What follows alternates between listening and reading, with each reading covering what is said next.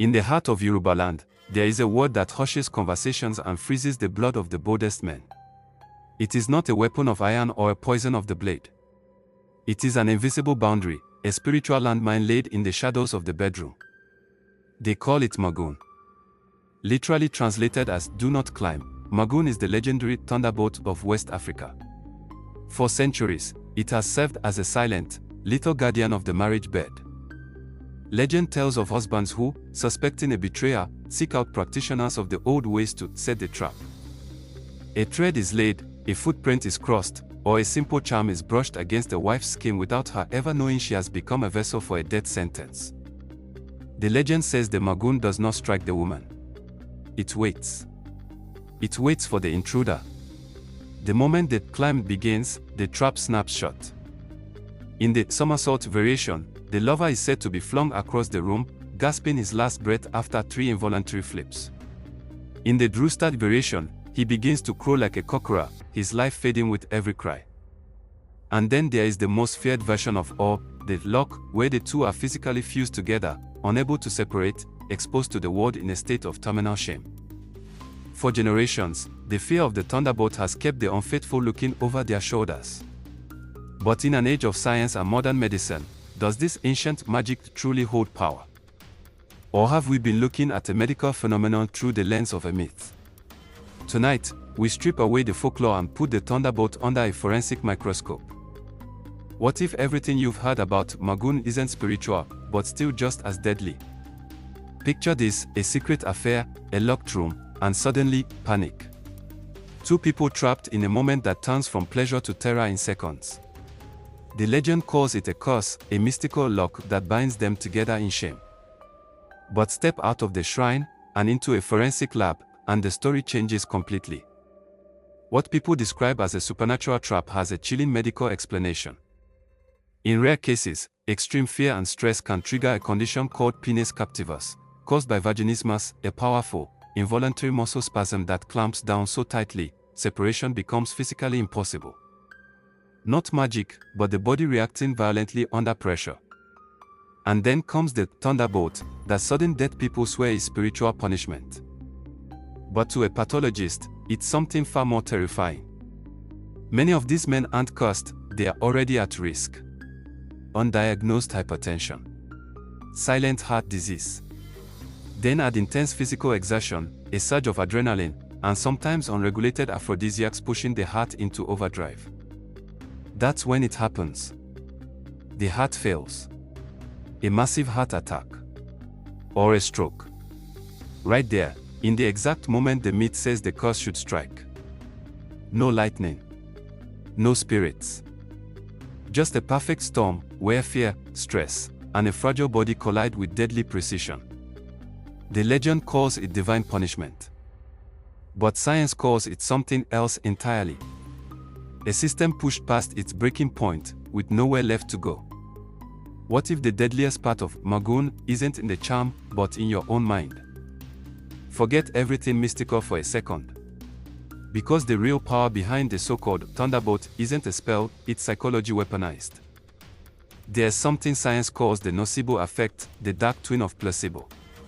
It's when belief alone doesn't heal you, it harms you. When a person becomes so convinced something will kill them, the body begins to follow that script. Now imagine this in a culture where Magun isn't just a story, it's a certainty. A man believes he's crossed the line. He thinks he's triggered the trap. In that moment, it's not just guilt he feels, it's a countdown to death. His brain flips into survival mode, flooding his body with stress hormones. Adrenaline spikes. The heart races uncontrollably. Muscles tremble. Breathing shortens.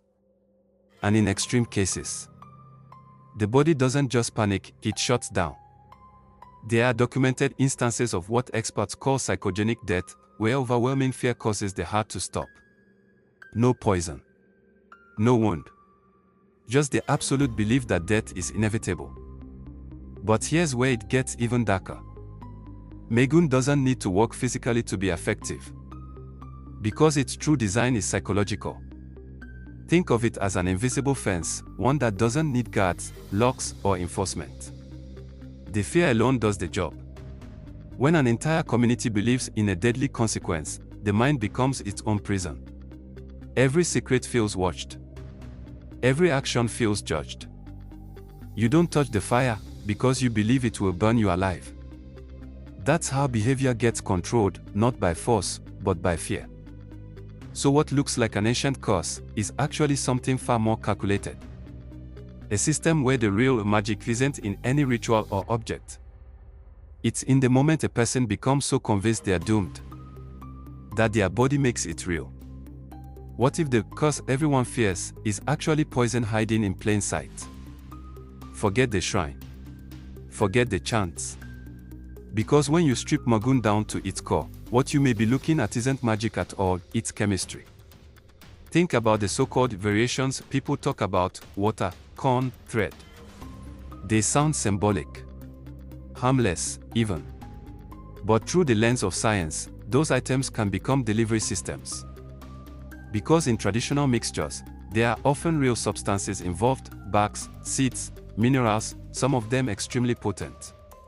Not spiritual, biological.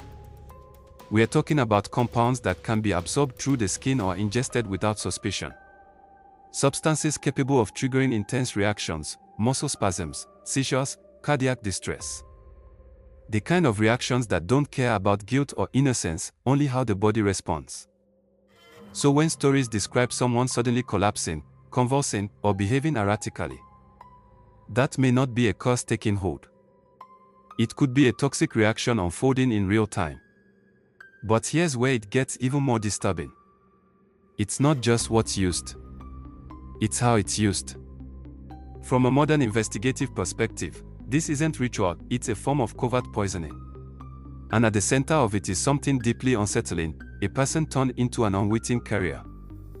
No consent. No awareness. A human trap. The narrative often frames it as protection, but look closer, and it raises serious questions. Because once you remove the mysticism, what remains is a method of control.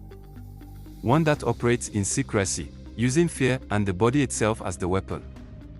So where does tradition end, and where does a crime begin? Because in the end, the Thunderbolt people talk about may not be coming from the sky at all. It may be something far more calculated. Set quietly, deliberately, and triggered when no one is expecting it.